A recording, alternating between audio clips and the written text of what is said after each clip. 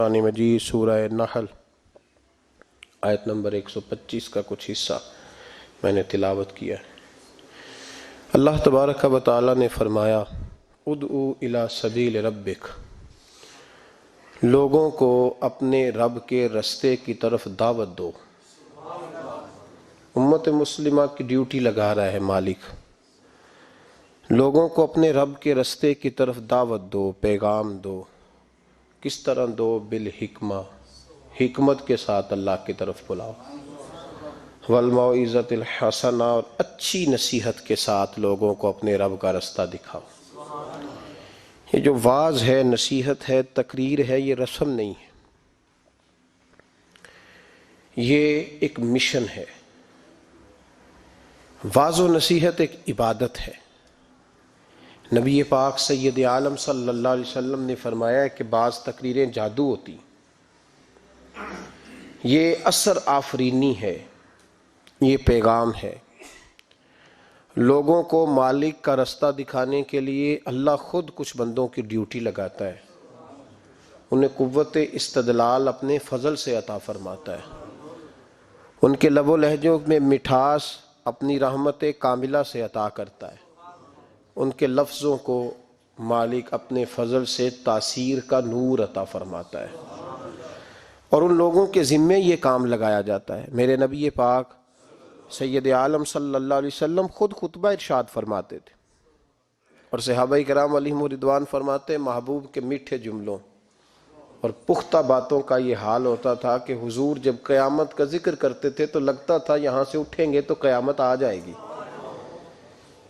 اور محبوب پاک علیہ الصلوۃ والسلام جب کوئی بات ارشاد فرماتے تھے اور بات کرتے کرتے کبھی حضور لوگوں کو اللہ کے خوف کا اور قیامت کے قائم ہونے کا درس دے رہے ہوتے تھے تو لگتا یہ تھا کہ حضور کا منبر بھی درد سے رو رہا۔ محبوب پاک صلی اللہ علیہ وسلم واعظ فرماتے، نصیحت کرتے۔ پہلے حضور ایک ستون، ایک تنا تھا، خشک درخت جب ہو جاتا ہے تو جو اس کا حصہ کھڑا رہتا ہے اس کو خشک تنا کہا جاتا ہے، تو وہ صحابہ نے مسجد میں گاڑ دیا تھا تو اللہ کے محبوب اس کے ساتھ ٹیک لگا کے خطبہ دیتے تھے۔ ان خطبوں کو لوگ معمولی سمجھتے ہیں، کہتے ہیں تقریر تو بس ٹھیک ہے، گھنٹہ گزارنا ہے، سننے والے بھی اور سنانے والے بھی، لیکن اس تقریر کی خوبصورتی ملاحظہ کیجئے گا کہ حضور اس سے ٹیک لگا کے کھڑے ہو کے خطبہ دیتے تھے۔ ایک صحابی نے کہا حضور ممبر نہ بنوا دوں، وہ خوبصورت سا ممبر بنوا کے لائے تو صحابہ کہتے ہیں حضور ممبر پہ بیٹھے تو وہ کھجور کا تنا چیخے مار کے رویا، وہ حضور کی اس گفتگو سے اداس ہونے لگا، حضور کے اس ٹیک لگانے سے بے چین اور چیخے مار کے رویا۔ ہمیں سمجھ نہ آتی، یہ کوئی اس طرح روتا ہے جیسے کوئی بچہ ماں سے بچھڑ کے روئے، دائیں بائیں دیکھتے پر کسی کو خبر نہ لگی۔ دلوں کے حال جاننے والے رسول اٹھے اور محبوب پاک قریب گئے، اور جس طرح بچھڑی ہوئی ماں بیٹے کو سینے سے لگاتی ہے، حضور نے تنے کو سینے سے لگایا۔ تو یاد رکھیں یہ تقریر تو ایک رانائی ہے، یہ تو ایک خوبصورتی ہے، یہ تو ایک حسن ہے۔ اب جس مقاصد کے لیے ہم تقریریں سنتے ہیں، بس شعر آیا تو کیا بات ہے جی، آج جو شعر سنایا اس کی کیا بات ہے، وہ جو بات آج سنائی مزہ آ گیا۔ تقریر لطف کے لیے نہیں، تقریر اصلاح کے لیے ہوتی ہے۔ تو بتا تو نے اس سے حاصل کیا کیا، تیرے اندر تبدیلی کیا آئی، تو نے وہاں سے کیا چیز سیکھی، کون سا تیرا آج رخ بدل گیا، کس طرف تیری توجہ ہٹ گئی۔ بہت سارے تو ایسے ہیں جو تقریر کرنا ہی چھوڑ گئے، اور جو کرتے ہیں وہ بھی تقریریں نعروں کی نظر ہیں الا ماشاءاللہ، اور برسوں سے جو خود محفل نعت کرانے والا ہے وہ بیچارہ خود نمازی نہیں بن سکا، جو کئی سالوں سے ہر سال محفل سجاتا ہے اس نے کیا حاصل کیا وہاں سے۔ تقریر ایک خوبصورتی ہے۔ میرے محبوب کی تقریریں اور ان تقریروں کا کبھی حسن پوچھنا ہو تو صرف مسجد نبی کے ممبر سے خوشبو نہیں آئے گی، بلکہ آپ کو بدر کا میدان بھی بتائے گا کہ میں نے بھی مصطفیٰ کے خطبے سنے ہوئے ہیں، آپ کو احد کے پہاڑ بھی بتائیں گے کہ ہم نے بھی حضور کے خطبے سنے ہیں، اور آپ کو حنین کی وادیاں بھی بتائیں گی کہ مصطفیٰ خطبہ دیتے تھے۔ اور خانہ کعبہ میں جب حاجی طواف کر رہے ہوتے ہیں اور خطبہ جمعہ پڑھا جا رہا ہوتا ہے تو کعبہ کہتا ہے لوگوں مجھ سے پوچھو فتح مکہ کے موقع پر اونٹنی پر بیٹھ کر جب مصطفیٰ نے خطبہ پڑھا تھا کیا خطبہ تھا، کیا رنگ تھا، کیا رعنائی تھی. تو یہ خطبے حضرت ابو بکر صدیق تقریر کرتے تو لوگ کہتے ہیں یوں لگتا کہ ابو بکر دلوں میں اتر جائیں گے. عمر کبھی خطبہ پڑھتے تو یوں لگتا کہ عمر یہاں بول رہے ہیں اور کیسر و کسرا وہاں کانپ رہے ہیں. ان لوگوں کی باتوں میں ٹھنڈک تھی. جہاں یہ دین کے مجاہد بنتے تھے تو وہی باتیں جلال تھیں، کمال تھا ان کی باتوں. بہت سارے لوگوں کی گفتگو اتنی خوبصورت ہوتی ہے. اب تو لوگ تقریر کرنے والے کو مولوی کہتے ہیں اور دم کرنے والے کو صوفی کہتے ہیں. حالانکہ صوفیاء کا سب سے زیادہ کمال یہ ہے کہ وہ لوگوں کو اپنی گفتگو سے اللہ کی طرف موڑ دیا کرتے ہیں.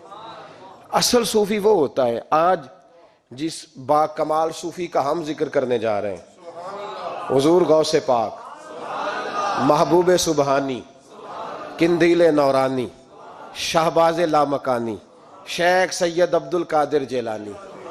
کسی نے پوچھا تھا حضور غوث اعظم سے کہ آپ کی ولایت کس طرح کی ہے، تو آپ نے اپنی ایڑی کی طرف اشارہ کر کے فرمایا جب تک میرا قدم نہ لگے اللہ کسی کو ولایت دیتا ہی نہیں. تو میری ولایت کی بات کرتے ہو، میں جب تک مور نہ لگاؤں اللہ کسی کو ولی بناتا. شیخ سعدی بول پڑے، کہنے لگے غوث اعظم درمیان اولیاء چوں محمد درمیان انبیاء. حضور غوث اعظم رضی اللہ تعالیٰ عنہ کا ولیوں میں وہی مقام ہے جو نبی پاک کا نبیوں میں مقام ہے. امام الاولیاء، سرتاج الاولیاء حضور غوث پاک رضی اللہ تعالی عنہ. حضور غوث اعظم رضی اللہ تعالیٰ عنہ فرماتے ہیں میں تقریر نہیں کرتا تھا، تعلیم میں نے حاصل کر لی پر میں تقریر، یہ بڑا ضروری کام ہے، یہ بڑا ضروری کام ہے. جو اثرات اس کے ہوتے ہیں باقی چیزوں. حضرت جنید بغدادی یہ تو حضور غوث اعظم کے بھی پیر ہیں نا، یہ تو حضرت داتا علی اجویری کے بھی پیر ہیں. حضرت جنید بغدادی کے بارے میں داتا صاحب نے لکھا ہے کشف المعجوب میں، فرماتے میں عالم بن گیا، پڑھ گیا، میرے ماموں بھی تھے، میرے مرشد بھی تھے حضرت سری سختی رحمت اللہ علیہ. تو مجھے اکثر کہتے کہ جنید یار تقریر کیا کر. میں کہتا ہوں حضور ابھی میں نیک نہیں، ابھی میں خود ٹھیک نہیں. میرے پیر بھائی بھی مجھے کہتے کہ حضرت کی بھی خواہش ہے تو ہمارا بھی دل کرتا ہے. لگتا ہے کہ آپ کی گفتگو کی برکت سے اللہ بڑے لوگوں کو ہدایت عطا فرمائے گا، آپ وسیلہ بنیں گے، تو بات کیا کریں. کہتے میں ٹال دیتا. میرے نصیب دیکھو، ایک دن میں اپنے گھر میں سویا ہوا تھا تو اچانک بغداد کی ساری گلیوں نے مہکنا شروع کر دیا. فرماتے اچانک ٹھنڈی خوشبوئیں پھیل گئیں. میرے نصیب دیکھو کہ مجھے مصطفیٰ کریم کا دیدار نصیب ہو گیا. خواب میری وچ آیا ماہی تے میں گل وچ پا لئیاں باواں تے ڈر دی ماری اکھ بھی نہ کھولاں کتے پھر وچھڑ نہ جاواں. کہتے ہیں حضور تشریف لائے تو مصطفیٰ نے بڑا ہی نوازا، محبوب نے بڑا ہی نوازا. کاش آپ کو لذت آئے اس بات کی. حضور نے اللہ اکبر بڑا ہی نوازا. کہتے ہیں محبوب جانے لگے تو ہلکا سا جملہ، میٹھی سی بات، ایک جملہ بڑا میٹھا سا. جاتے دفعہ فرمانے لگے جنید تقریر کیا کر یار، تقریر کیا کر. داتا صاحب لکھتے ہیں، داتا صاحب فرماتے ہیں کہ حضرت جنید بغدادی کہتے ہیں عرض کی حضور اب تو ضرور کروں گا، اب تو روز کروں گا، کھول کے کروں گا. فرماتے ہیں میں جب اٹھا نا، فجر کی اذان ہوئی، وضو کیا، سنتیں پڑھی تو دل میں چور آ گیا. میرے دل میں خیال آیا کہ پیر صاحب نے تو کبھی نہیں بتایا کہ انہیں دیدار ہوا ہے، تو مجھے تو ہوا ہے نا. پیر صاحب نے، بہت سارے لوگ پیر صاحب سے خود سیانے ہوتے ہیں نا، ان کو خود نور نظر آتا ہے روز خواب میں، وہ بہت سارے جلوے خود بیان کر لیتے ہیں. تو کہتے ہیں میرے دل میں خیال آیا کہ پیر صاحب نے تو کبھی نہیں بتایا تو مجھے تو ہوا ہے. کسی درویش نے ایک شعر کہا تھا پر بڑے مسئلے اس نے حل کیے. وہ کہنے لگا جڑے محرم راز حقیقت دے او راز حقیقت کھول دے نہیں، او جنہ ویکھیا نہیں او کرن گلاں، جنہ ویکھ لیا او تے بول دے ہی نہیں. جنہ ویکھ لیا ہو ان سے بولا جاتا بھی نہیں، بولا جاتا بھی نہیں. تو کہتے ہیں میں سنتے گھر پڑی تو خرامہ خرامہ چلا تو دل میں چور تھا. بانج فقیروں کسے نہیں ماریا، اے ہوئی چور اندر دا. کہتے ہیں میں گیا حضرت کے پیچھے نماز پڑھی 7ویں صف میں، تو اندر چور تھا کہ میرا تو درجہ اونچا چلا گیا ہے لیکن مجھے دیدار ہوا ہے. تو کہتے ہیں نماز حضرت نے خود پڑھائی تو نماز پڑھا کے کہنے لگے جنید آگے آ جا. فرماتے میں تیسری صف میں آ گیا تو کہنے لگے چل یار تھوڑا اور نیڑے آ جا. کہتے میں قریب جا کے نا پہلی صف میں بیٹھا تو کہنے لگے ادھر آ میرے ساتھ بیٹھ. کہتے میں ان کے ساتھ بیٹھ گیا, حضرت کے ساتھ. یہ بھی کسی نصیبوں والوں کو نصیب ہے نا. کہتے میں ساتھ بیٹھ گیا مرشد کے, تو شیخ تسبیح رول رہے تھے. ادھر دیکھنا میری طرف, تسبیح پھیر رہے ہیں, اور تسبیح پھیرتے پھیرتے نا اچانک آنکھ اٹھائی اور میری طرف دیکھ کے کہنے لگے اب تقریر کرو گے نا, جڑے محرم راز حقیقت دے, اب کرو گے نا تقریر. تو میرے اندر تو چور تھا. میں نے کہا جی اب کیا ہوا ہے؟ چور تھا نا کہ مجھے پتا ہے کسی کو پتہ ہی نہیں, اب کیا ہوا ہے؟ تو کہتے ہیں وہ چپ کر گئے.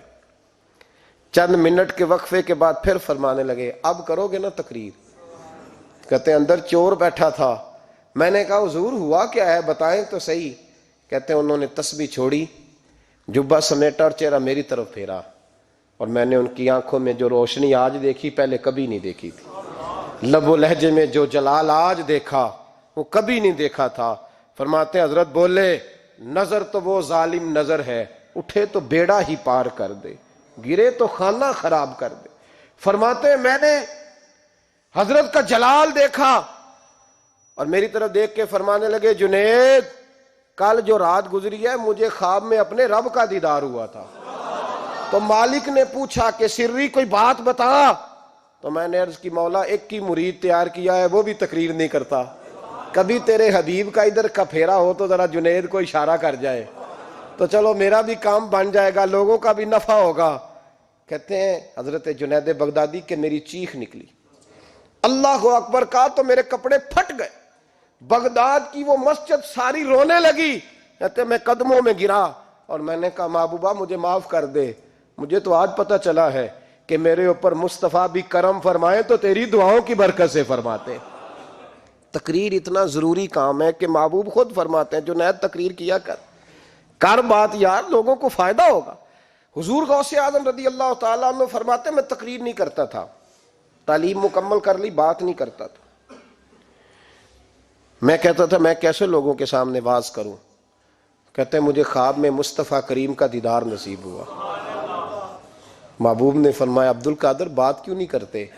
میں نے کہا حضور یہ عربی لوگ ہیں, فصیح و بلیغ ہیں, ہر آدمی بات سمجھتا ہے, تو میں کس طرح اتنے مجمع میں بولوں گا؟ بڑا مشکل کام ہے, ہر آدمی کی ذہنی سطح کے مطابق کیسے بات کروں گا؟ کہتے ہیں مصطفیٰ کریم نے فرمایا منہ تو کھولو ذرا. کہتے ہیں میں نے منہ کھولا تو حضور نے 7 دفعہ لعاب دہن میرے منہ میں ڈال دیا. فرمایا اب تو بولتے جانا اور میری برکتیں تیری مدد کرتی جائیں گی. آپ فرماتے ہیں اگلی شام میں سویا تو مولا علی شیر خدا بھی آ گئے. تو فرمانے لگے عبد القادر منہ کھول نا بیٹا, تو میرا بھی ہے. کہتے ہیں میں نے منہ کھولا تو حضرت علی نے 6 دفعہ لعاب دہن ڈالا. میں نے کہا حضور آپ نے 6 دفعہ ڈالا ہے. تو خواب میں حضرت علی فرماتے ہیں, کہتے ہیں بیٹے میں نبی پاک کے برابر تو نہیں نہ ہو سکتا, میں نبی پاک کے برابر, حضور نے 7 دفعہ ڈالا ہے تو 6 دفعہ اس لیے ڈالا ہے کہ میں حضور کے برابر.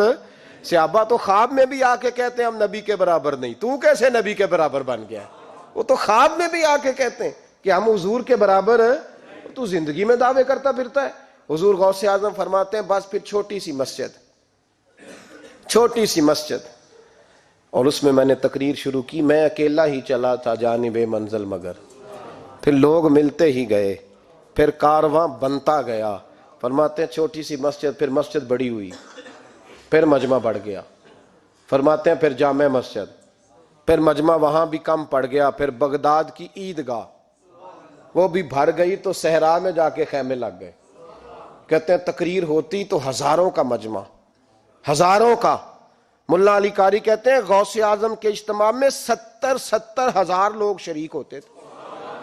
ہزاروں علماء کاغذ قلم لے کے بیٹھے ہوتے تھے کہ غوث پاک جو باتیں بیان کریں گے تفسیری نقطے ہم نے نوٹ کرنے. اور حضور غوث اعظم کو اللہ نے یہ کمال دیا تھا, کمال, یہ آپ کی کرامت تھی کہ بغیر سپیکر کے بولتے تھے. جیسی سمجھ پہلے والے کو آتی تھی ویسی آخری والے کو آیا کرتی تھی. آج نا کرامت کی بات آتی ہے تو بندے چھپنے لگ جاتے ہیں, کہتے ہیں نہیں یہ نہیں ہو سکتا.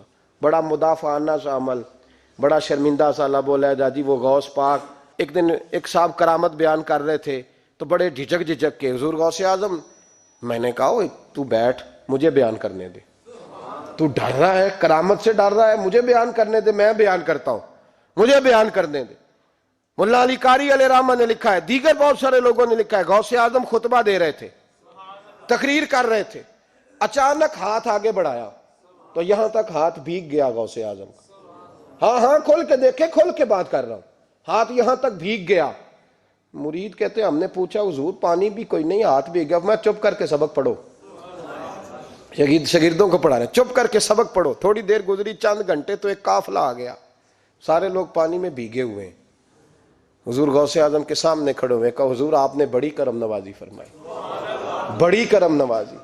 وہ شاگرد کہنے لگے ہوا کیا؟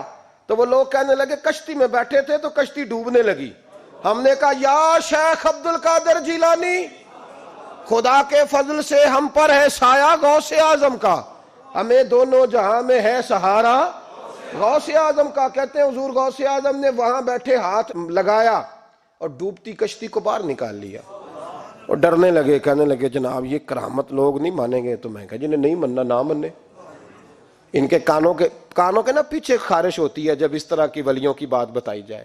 وہ تو حضور غوث اعظم کی بات نہیں مان رہا، پڑھنا سورہ نمل پڑھ۔ حضرت سیدنا سلیمان علیہ السلام اپنے محل میں بیٹھے دربار میں، فرمایا ملکہ بلقیس کا تخت چاہیے۔ تم قرآن نہیں پڑھتے؟ ملکہ بلقیس کا تخت چاہیے۔ تو ایک جن اٹھا، اس نے کہا دربار برخاست ہونے سے پہلے، دربار کے برخاست ہونے سے پہلے، بے شک آپ 5 منٹ میں برخاست کر دیں تخت آ جائے گا، ہزاروں میل دور تھا۔ پتہ نہیں کہاں قرآن پڑھتے ہو تم، بنی اسرائیل کے ولیوں کی کرامتیں مانتے ہو، اور نبی پاک کی امت کی باری آئے تو تمہیں خارش ہوتی ہے۔ شرمندہ سا لب و لہجہ، ہمارا لب و لہجہ شرمندہ نہیں، اس لیے کہ ہم تو جیتے اور زندہ ہی ولیوں کے نام کی برکت سے ہیں، ہمارے لب و لہجے میں تمہیں شرمندگی نہیں ملے گی۔ ہم اس طرح بیان نہیں کرتے کہ کوئی کیا کہے گا تو بچ کے جملے۔ حضرت سلیمان سے کہا آپ کا دربار برخاست ہونے سے پہلے، آپ نے فرمایا نہیں بھائی اس سے بھی پہلے چاہیے۔ ایک اٹھا، عندہ علم من الکتاب، جس کے پاس کتاب میں سے کچھ علم تھا، پورا علم نہیں تھا اس کے پاس، کتاب میں سے۔ حضرت آصف بن برخیا تو کہنے لگے حضور میں نہ لے آؤں۔ تو میں کب لاؤ گے؟ انہوں نے کہا پلک جھپکنے سے نہ، اگر سارے بولے تو لطف آئے گا، پلک جھپکنے سے پہلے۔ آپ نے فرمایا چل لا کے دکھا۔ پھر آیا کہ نہیں؟ بولے آیا نا۔ حضرت آصف بن برخیا وہاں سے گئے کہ وہیں رہے؟ آیا نا تخت، 80 فٹ اونچا، 80 فٹ چوڑا، 80 فٹ لمبا، اتنا بھاری کہ شاید 50 لوگ نہ اٹھا سکیں۔ وہ آیا، سامنے رکھا تو حضرت سلیمان کہنے لگے یہ کیا ہے؟ تو جناب آصف بن برخیا کہنے لگے ھذا من فضل ربی، یہ میرے رب کا، اور جن پر نرا فضل ہے ان کی یہ شان ہے، جن کو اللہ کے وبشر المؤمنین بان لہم من اللہ فضلا کبیرا۔ محبوب اپنے غلاموں کو خوشخبری دے دے کہ تیرے غلاموں پر میرا بڑا فضل ہے، فضل نہیں فضل کبیر ہے۔ تو جن پر نرا فضل ہو وہ تو بغیر جائے تخت لے آئے، اور جن پر فضل کبیر ہو وہ ڈوبتے ہوئے مرید کو ہاتھ ڈال کے بچا نہیں سکتے، وہ نہیں بچا سکتے۔ ڈر ڈر کے کیوں بات کرتے ہو؟ کھول کے کو خدا کے فضل سے ہم پر ہے سایہ غوث اعظم کا، ہمیں دونوں جہاں میں ہے سہارا غوث اعظم، اور خدا دے گا منادی حشر میں یہ قادریوں کو۔ اور اس سے مراد ہر حضور غوث اعظم کا نام لینے والا قادری ہے۔ خدا دے گا منادی حشر میں یہ قادریوں کو، کہاں ہے قادری؟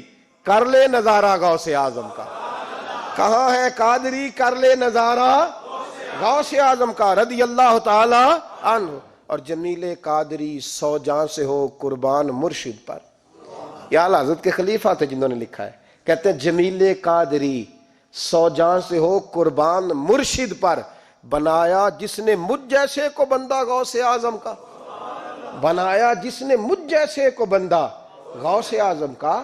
حضور غوث اعظم کی کرامات کا تو یہ حال ہے کہ ملا علی قاری کہتے ہیں تواتر ہے کرامتوں میں، اور کہتے ہیں لکھتے وقت سوچتے ہیں کون سی لکھیں کون سی چھوڑیں، کون سی لکھیں۔ اور ایک عیسائی مسلمان دونوں جھگڑا کر رہے ہیں، غوث اعظم گزر رہے ہیں، جھگڑا ہو رہا ہے۔ عیسائی مسلمان سے کہتا ہے ہمارے نبی عیسیٰ علیہ السلام نے مردے زندہ کیے، تمہارے نبی نے بھی کو کیا تو بتاؤ۔ مسلمان پڑھا ہوا نہیں تھا، حالانکہ نبی پاک نے بڑے مردے زندہ کیے۔ پڑھا نہیں تھا، بتا نہ سکا۔ غوث اعظم کے کان میں آواز گئی تو جا کے عیسائی کا بازو پکڑ کے جھنجھوڑا، فرمانے لگے کیا کہا تم نے؟ میرے مصطفیٰ نے مردہ زندے کیا تو بتاؤں؟ فرمایا تو نبی پاک کی چھوڑ، میں غلاموں کا غلام ہوں، میں غلاموں کا غلام ہوں، مجھے بتا کون سا مردہ زندہ کرنا ہے۔ تو چھوڑ حضور کی بات نہ کر، میں غلاموں کا غلام ہوں، مجھے بتا کون سا مردہ زندہ کرنا ہے۔ پرانی قبر پہ لے گیا، کہنے لگا جی اگر نہ ہوا تو؟ غوث اعظم فرمانے لگے جو تو کہے گا وہ میں کروں گا۔ تو کہنے لگے اگر ہو گیا تو؟ اگر تو غوث اعظم کہنے لگے نہ میرے خانقاہ پہ جھاڑو دینا، نہ میرے برتن مانجنا، نہ میرے گھر کا سودا لانا، اگر زندہ ہو گیا تو بس میرے نبی کا کلمہ پڑھ جانا، بس میرے رسول کا کلمہ پڑھ جانا۔ اللہ اکبر۔ اس نے جو سب سے پرانی قبر تھی نا، وہ کہتا ہے یہ ہمارے دادا نے بھی نہیں دیکھا تھا بندہ کون ہے۔ اس قبر پہ کھڑا ہو کہنے لگا اس کو زندہ کریں۔ تو غوث اعظم رضی اللہ تعالیٰ عنہ قبر کے سرانے کھڑے ہوئے تو دعا کرنے لگے، کہنے لگے مولا اپنے لیے نہیں، تیرے رسول کے لیے۔ پھر فرمایا قم باذن اللہ، اٹھ اللہ کے حکم کے ساتھ۔ ایک عورت کلمہ پڑھتی ہوئی کھڑی ہو گئی، کھڑی ہو گئی، اور کھڑی ہو کے اس نے پہلا جملہ کہا تو کمال کر دی، کہنے لگی میرے نصیب دیکھو، میں بنی اسرائیل کی تھی، عبد القادر تیرے صدقے جاؤں، تو نے مجھے کھڑا کیا ہے تو اللہ نے مجھے مصطفیٰ کا کلمہ پڑھنے کی توفیق دے دی، تیرے قربان جاؤں عبد القادر، تیری کیا بات ہے۔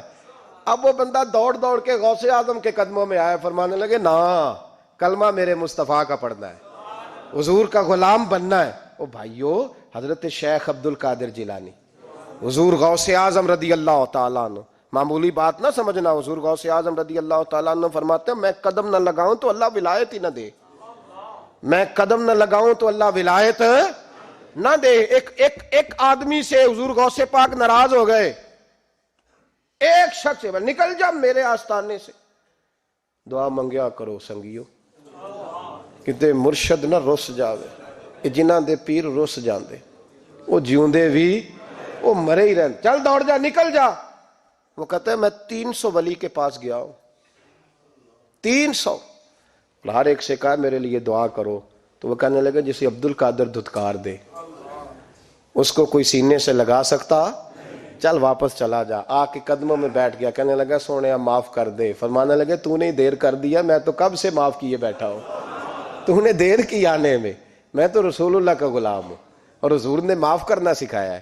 حضور غوث پاک واز کرتے، نصیحت کرتے، اور چونکہ نہ شہرت کے لیے، نہ مال کے لیے، نہ نوٹوں کے لیے، اس لیے غوث اعظم جب تقریر کرتے نا، ایک دن بغداد میں بارش شروع ہو گئی، خطاب ہو رہا تھا، لوگ بکھرنے لگے، تو 2 جملے غوث پاک کے، کہنے لگے یا اللہ تو دلوں کے بھید جانتا ہے، اگر بندے میں نے اپنی ذات کے لیے اکٹھے کیے ہیں تو تیز بارش برسا، دوڑا دے سارے، اگر تیرے لیے اکٹھے کیے ہیں تو پھر بھی تیری مرضی، رکھنے ہیں تو رکھ، بھیجنے ہیں تو۔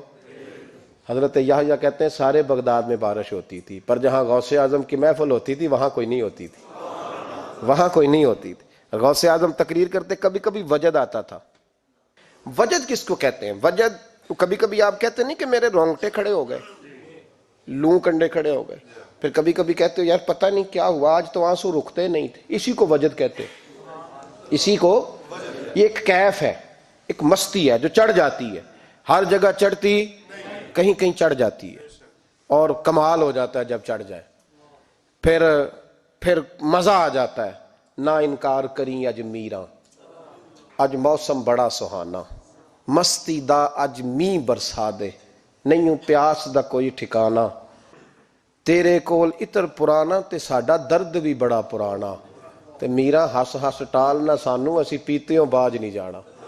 کبھی کبھی ایک ماحول ہوتا ہے نا، کبھی کبھی حضور غوث اعظم وجد میں آتے تھے، کبھی کبھی اللہ کی دریائے رحمت کو بھی کبھی کبھی جوش آتا ہے، اور میرے حبیب فرماتے ہیں وہ پہلے آسمان پر نزول جلال کرتا ہے جو اس کی شان کے لائق، اور فرماتا ہے بندو مانگ لو جو مانگو گے میں دے دوں گا۔ میرے محبوب کے دریائے رحمت کو بھی جوش آتا تھا، حضور فرماتے تھے آج پوچھو جس نے جو پوچھنا ہے، پوچھو۔ حضور فرمایا کرتے تھے، ایک دن حضرت ربیہ بن کعب سامنے کھڑے ہیں تو میں سال یا ربیہ جو دل کرتا ہے مانگ لے، تیرا نبی تجھے دے دے گا۔ کبھی کبھی دریائے کرم جوش میں، تو غوث اعظم کو کبھی کبھی جوش آتا تھا۔ ایک دن تقریر کرتے کرتے کرتے کرتے جذبات میں آ گئے، جوش میں، یوں نظر اٹھائی تو حضرت خضر گزر رہے تھے اوپر سے، اور جوش جذبات میں فرمانے لگے، او بنی اسرائیل کے ولی ذرا نیچے تو اتر، ذرا محمد عربی کے غلام کی بھی چند باتیں سن کے جا، آج تجھے سناؤں رسول اللہ کے غلام کس طرح کے ہوتے ہیں۔ حال میں وجد میں کیف میں تھوڑی دیر گزری تو تڑپنے لگے، مجمع پہ سکوت طاری، لوگ سمجھ نہیں رہے ہو کیا رہا۔ ایک آپ کے خلیفہ تھے حضرت علی بن ہیتی، وہ دیوار کے ساتھ ٹیک لگا کے سو رہے تھے، سارا مجمع دم بخود ہے، یہ کیا ہونے لگا؟ غوث پاک اٹھے، تقریر وہیں رہ گئی، علی بن ہیتی کے پاس جا کے یوں ہاتھ باندھ کے کھڑے ہو گئے اور دیر تک نبی پاک پہ درود پڑھتے رہے۔ ان کی آنکھ کھلی تو وہ بھی روئے، غوث اعظم بھی روئے، دعا ہو گئی، جلسہ ختم۔ غوث پاک سے تو پوچھنے کی طاقت ہی نہیں تھی نا کسی کی، ان سے کون پوچھے؟ لوگ حضرت علی کے پاس، حضرت علی بن ہیتی رحمت اللہ علیہ، حضور یہ کیا ہوا؟ ہمیں سمجھ نہیں آئی۔ آپ فرمانے لگے، تمہیں کیا بتاؤں، تم کسی معمولی پیر کے ماننے والے نہیں ہو، میں آج غوث اعظم کی محفل میں بیٹھے بیٹھے ہی مدینے پہنچ گیا ہوں اور مجھے رسول اللہ کے جلوے نظر آنے لگے ہیں، پر میرے شیخ کا کمال دیکھو، جو میں خواب میں دیکھ رہا تھا عبد القادر ظاہری آنکھوں سے نظر فرما رہے ہیں، ظاہری آنکھوں سے، عالم وجد میں، کیف میں، سرور میں۔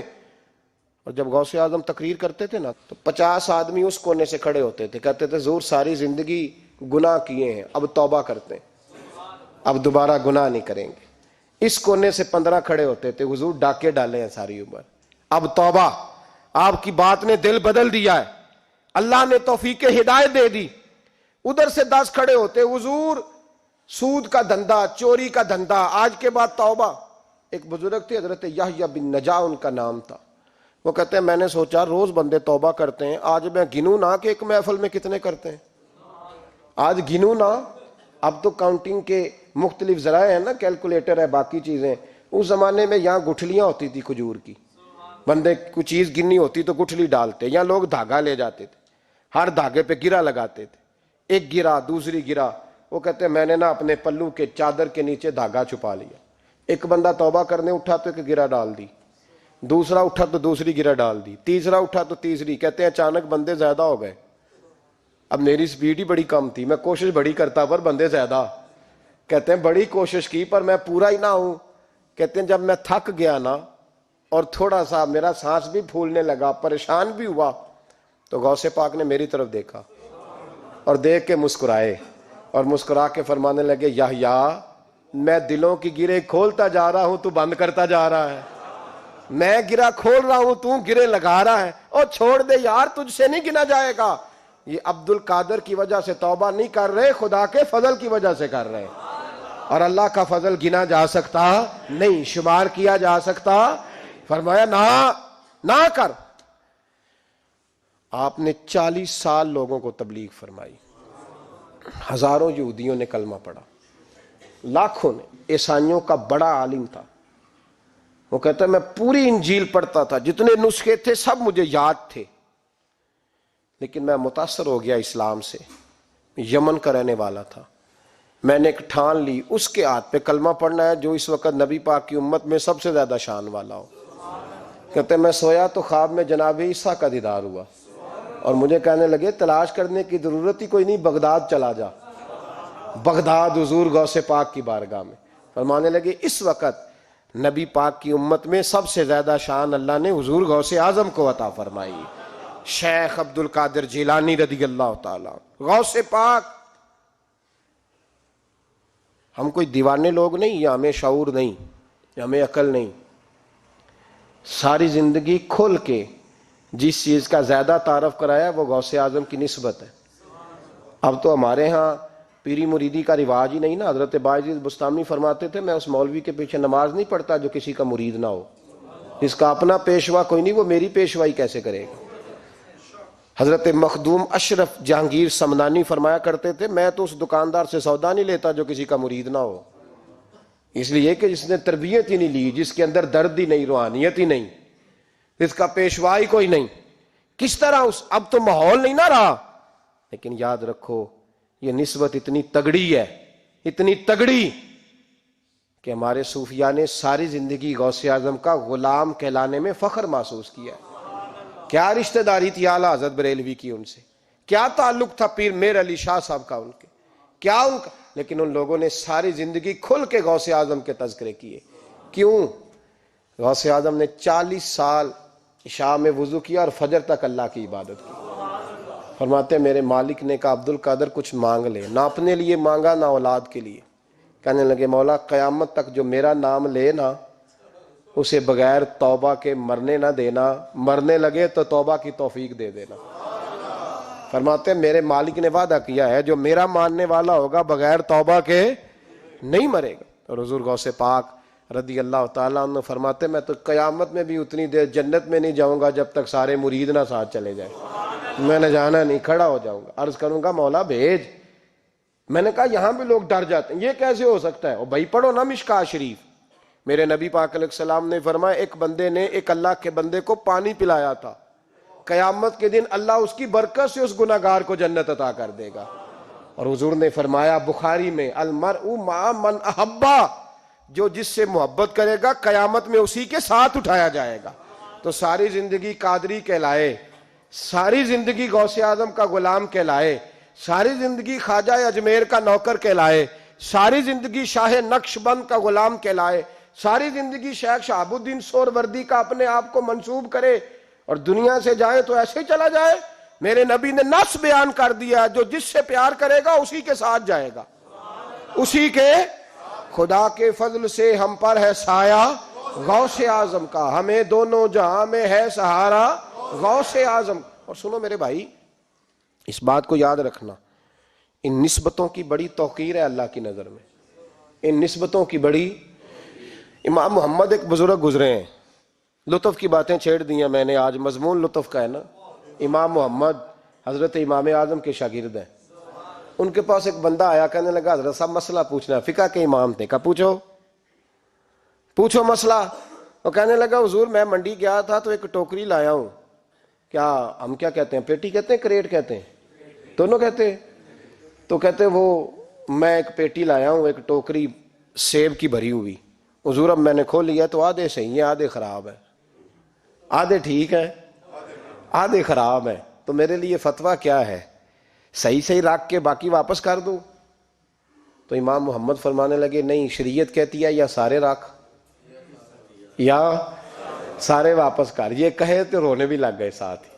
تو کہنے لگا حضور مسئلہ مجھے بتایا ہے، اور رونے آپ لگ گئے. کہنے لگے مجھے بھی کوئی بات یاد آ گئی ہے. قیامت میں جب کسی استاد کے شاگرد جائیں گے، کسی پیر کے مرید جائیں گے، اور کہنے لگے جب مصطفیٰ کے غلام جائیں گے، جب غوث اعظم کے ماننے والے جائیں گے تو کچھ اچھے ہوں گے کچھ برے ہوں گے. تو ہم بھی کہیں گے یا اللہ یا سارے رکھ یا سارے بھیج یا سارے رکھ یا. تو فرمایا رب کریم نیکوں پہ ظلم تو کرے گا نہیں، اس لیے امید ہے وہ کہے گا میں نے جنت کھول دی ہے، لہذا رسول اللہ کی ساری امتی جنت میں داخل ہو جائے، ساری امتی جنت میں داخل ہو جائے. پیش حق مجدہ شفاعت کا سناتے جائیں گے، آپ روتے جائیں گے، ہم کو ہنساتے جائیں گے. باغ جنت میں محمد مسکراتے جائیں گے، پھول رحمت کے گریں گے، ہم اٹھاتے جائیں گے. حشر میں ہوگا ہمارا داخلہ اس شان سے، ہم یا رسول اللہ کا نعرہ لگاتے جائیں گے، یا رسول اللہ کا نعرہ حضور غوث پاک رضی اللہ تعالیٰ عنہ فرمانے لگے میں نے عرض کی مولا میرا نام لینے والے بغیر توبہ کے نہ مرے. تو فرمایا عبد القادر جا وعدہ رہا جو تیرا نام لے گا مرنے سے پہلے توبہ کی توفیق دے دوں. ان نسبتوں کو لوگ معمولی سمجھتے، ان کو معمولی جانتے ہیں. اور حضور غوث پاک ایک بات مجھے پسند بڑی ہے، اگرچہ میں نام نہیں لینا چاہتا کس نے لکھی ہے، میں نے لیا بھی تھا کئی دفعہ، لیکن بات بڑی کمال ہے، غیروں نے لکھی ہے. اور میں نے تو اس ایک حوالے کے لیے پوری کتاب 10 جلدوں کی منگا کے رکھی ہوئی ہے، ایک حوالے کے لیے، ایک بات کے لیے. غوث اعظم کا دھوبی فوت ہو گیا. کون؟ پتہ نہیں آپ کو بھی اتنا ہی مزہ آ رہا ہے جتنا مجھے آ رہا ہے. حضور غوث اعظم کا دھوبی فوت ہو گیا، کپڑے دھوتا تھا. تو بعد میں اس دھوبی کو کسی نے خواب میں دیکھا تو پوچھا کیا بنا؟ تو کہنے لگے کچھ بھی نہیں. فرشتے نے آ کے پوچھا من ربو کا، رب کون ہے؟ تو میں نے کہا میں تو غوث پاک کا دھوبی ہوں. اس نے پوچھا ماں دینوں کا، تیرا دین کیا ہے؟ تو میں نے کہا میں غوث پاک کا دھوبی ہوں. فرشتہ پھر کہنے لگا تو کیسا دیوانہ ہے، میں کہہ رہا ہوں کہ اللہ کا پتہ بتا، رب بتا، تو غوث پاک کا بتا رہا ہے. کہتے ہیں 2-3 دفعہ کہا. جاگ رہے ہو آپ لوگ؟ 2-3 دفعہ کہا. وہ بار بار یہی کہتا کہ میں غوث پاک کا، میں غوث اعظم کا دھوبی ہوں. کہتے ہیں حضور غوث اعظم اس کی قبر میں تشریف لائے. قبر میں قبر میری تے میرے پیرا جے کر پاویں پھیرا. قبر میری تے میرے پیرا جے کر پاویں پھیرا. قبر دے وچوں ہڈیاں اٹھ کے مجرا کر سن تیرا. حضور غوث اعظم قبر میں آئے اور فرمانے لگے کیوں تنگ کرتے ہو میرے ماننے والے کو؟ کیوں تنگ کرتے ہو میرے؟ یہ کوئی لوارث ہے اس کو تنگ کر رہے ہو؟ کہا حضور اللہ کا پتہ بتاتے ہیں تو آپ کا بتاتے ہیں. فرمانے لگے تمہیں سمجھا رہا ہے، یہ تمہیں سمجھا رہا ہے کہ عبد القادر کے تو کوئی دروازے سے گزر جائے تو اسے خدا یاد آ جاتا ہے، اس نے تو ساری زندگی کپڑے دھو کے دیے ہیں. یہ تمہیں بتا رہا ہے کہ مجھے رب بھولا، ان کے تو گلی سے گزر جائے تو اللہ اللہ کرنے لگتا ہے، اور میں نے ساری زندگی کپڑے دھوئے ہیں، میں نے ساری زندگی ڈرائیوری کی ہے، میں نے ساری زندگی نوکری کی ہے، میں تابع دار رہا ہوں، مجھے ہی رب بھول گیا ہے. فرماتے ہیں حضور غوث اعظم نے فرمایا مجھ سے پوچھو کیا پوچھنا ہے، مجھ سے پوچھو. فرشتے کہنے لگے ہم پوچھتے ہی نہیں، ہم پوچھتے ہی نہیں، عبد القادر جانے اور خدا جانے. بات ختم ہو گئی. میرے غوث پاک رضی اللہ تعالیٰ عنہ کو اللہ نے جو کمالات عطا فرمائے، حضور غوث اعظم کو اللہ تعالیٰ نے جو مرتبہ، آج بھی ہمارے کچھ دوست گئے ہوئے ہیں بغداد شریف. بغداد شریف کہتے ہیں یار قربان جائیں، ساری دنیا دیکھی ہے. سویرے اٹھ کے دروازے پہ دستک دیتے ہیں خادم، کہتے ہیں کون سا کھانا کھانا پسند کریں گے؟ یہ عبد القادر کا آستانہ ہے، یہ غوث پاک کا دربار ہے. آپ جو کہیں گے وہ پک کے آپ کی میز پہ پہنچے گا، اس لیے کہ یہ غوث اعظم کا دروازہ ہے. یہ قیامت تک کھلا ہے فقیروں کے لیے، غریبوں کے لیے، مجبوروں کے لیے. غوث اعظم دریائے دجلہ پہ کھڑے تھے تو غریب رو رہا تھا. فرمایا کیوں روتے ہو؟ اس نے عرض کی حضور غریب ہوں، ملا سے کہا تھا دھار سفر کرا دے ادھار، اس نے کرایا نہیں، رو رہا ہوں کہ پیسے ہوتے تو رسوا تو نہ ہوتا، ضروری کام تھا دریا کے اس پار. غوث اعظم دوڑے گئے، 100 دینار لائے. ملا واپس آیا تو اس کو 100 دینار دے کے کہنے لگے یہ پکڑ لے، آج کے بعد کسی غریب کو منع نہ کرنا، جو غریب ملے اسے عبد القادر کے کرائے پہ سفر کرا دینا. زندگی سخاوت سے بھری ہوئی تھی تو آج بھی ان کا آستانہ سخاوتیں بانٹ رہا ہے، آج بھی ان کا دربار سخاوتیں بانٹ رہا ہے. غوث اعظم درمیان اولیاء چوں محمد درمیان انبیاء، ان بزرگوں سے اپنی نسبت بنائیں. میرے اور تیرے رسول نے بیان فرمایا ہے تو جس سے محبت کرے گا قیامت میں اسی کے ساتھ اٹھایا جائے گا. کھل کے پیار کر اللہ کے ولیوں سے، شرم کر کے نہیں، جھچک کے نہیں، تھوڑا کر لیا تو تھوڑا نہیں جی ہم ماننے والے ہیں، ان کی تعلیمات پہ چلنا چاہیے. او بھائی تعلیمات بڑی ضروری ہیں پر ان سے عشق کھل کے کرنا چاہیے، ان سے محبت کھل کے کرنی. اور وضاحت کر دوں، ہم یہاں ہیں وہ بغداد میں ہیں تو وضاحت کر دوں. الترغیب والترہیب میں حضرت ابو ذر غفاری کی حدیث ہے، عرض کرنے لگے یا رسول اللہ صلی اللہ علیہ وسلم ایک آدمی کسی قوم سے پیار کرتا ہے، ان سے ملا بھی نہیں، ان کی طرح کا بنا بھی نہیں، کوشش کی لیکن ویسا ہوا بھی نہیں، حضور اس کے لیے کیا حکم ہے؟ پیار صحیح کرتا ہے تو میرے نبی پاک نے فرمایا پیار خالص کرے، اللہ قیامت کے دن دونوں کو اکٹھا فرما دے گا، اکٹھے ہو جائیں گے دونوں. حضور نے نص بیان کر دی، ان سے پیار کرو تو کھل کے کرو. یہ جھچک کے اور بڑا کمزور سا رویہ اختیار کرنا یہ ہمارا طریقہ نہیں. ہم غوث اعظم کے ماننے والے ہیں تو کھل کے ماننے والے ہیں، غوث اعظم کا نام لیتے ہیں تو کھل کے لیتے ہیں. ہم تو اعلیٰ حضرت فاضل بریلوی کا تذکرہ کرتے ہیں تو سار اٹھا کے کرتے ہیں، بڑا اونچا قد ہوتا ہے ہمارا جب ہم احمد رضا کا ذکر کرتے ہیں، اس لیے کہ جو مشائخ اللہ نے ہمیں دیے ہیں وہ کسی اور کے حصے میں آئے ہی نہیں. باقی تو کوئی انگریز کے ہاتھ پہ بک گیا، کوئی کہیں چلا گیا. یہ حضرت اجمیری کا فیضان، یہ داتا علی اجمیری کا فیضان، یہ حضرت بہاءالحق نقشبند کا فیضان اور غوث اعظم کا فیضان، یہ جہاں جہاں گیا ہے یہ توانائیاں ہی عطا کرتا گیا ہے. اس لیے پیار کریں، کھل کے کریں. غوث اعظم کا دن منائیں، کھل کے منائیں. 11ویں پکائیں تو کھل کے منائیں اور کھل کے کھائیں، لیکن غوث اعظم سے پیار سچا کریں، ان کی تعلیمات پر توجہ صحیح کریں، ان بزرگوں کے نقش قدم چلیں، جھچک کے نہیں، ڈر کے نہیں، آہستہ آہستہ نہیں، کھل کے. ایک دفعہ کہیں خدا کے فضل سے ہم پر ہے سایہ غوث، ہمیں دونوں جہاں میں ہے سہارا غوث. خدا دے گا منادی حشر میں یہ قادریوں کو، کہاں ہے قادری کر لے نظارہ غوث اعظم کا. آخر دعوانا ان الحمدللہ رب العالمین.